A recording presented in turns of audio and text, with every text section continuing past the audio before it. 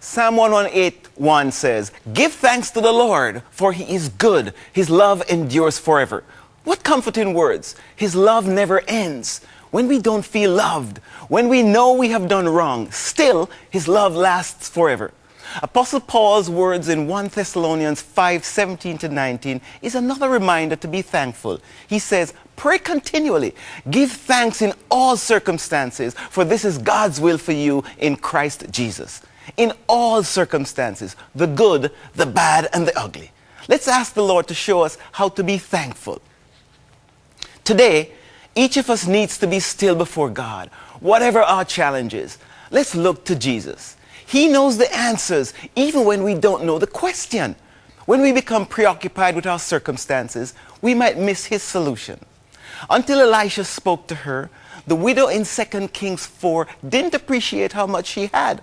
When he asked her what she had in her home to pay her late husband's debts, she said, "Your servant has nothing there at all, except a little oil."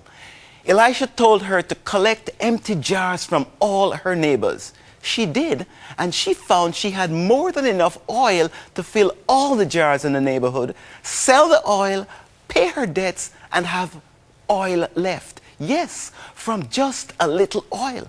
What do you have in your house? Just a little oil? Right now, Jesus is calling you. In Matthew 11:30, he says, "Come to me, all you who are weary and burdened, and I'll give you rest. Take my yoke upon you and learn from me, for I am gentle and humble in heart, and you'll find rest for your souls. For my yoke is easy and my burden is light." Only when we rest in him will we see clearly what God has prepared for us. Pastor and Bible teacher Chuck Swindoll says, "We must admit that we spend more of our time concentrating and fretting over the things that can't be changed in life than we do giving attention to the one thing that can, our choice of attitude." Ask God to give you an attitude of gratitude. Ask him to show you his way to deal with your challenges. Evangelist Billy Graham tells us that if a person gets his attitude to money straight, it will straighten out almost every other area in his life. So what is the right attitude? The Bible tells us nothing is wrong with money, wealth, and possessions. It's our attitude that's the issue. The right attitude is to accept God's ownership and your stewardship and to give to support his work. We glimpse an excellent attitude of gratitude in 2 Corinthians 8:1-5. Quote, "We want you to know about the grace that God has given the Macedonian churches.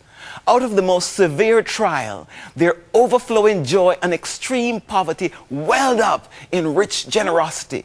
For I testify that they gave as much as they were able, and even beyond their ability. They gave themselves first to the Lord and then to us, in keeping with God's will." Today, will you give yourself first to the Lord and then elsewhere as he leads?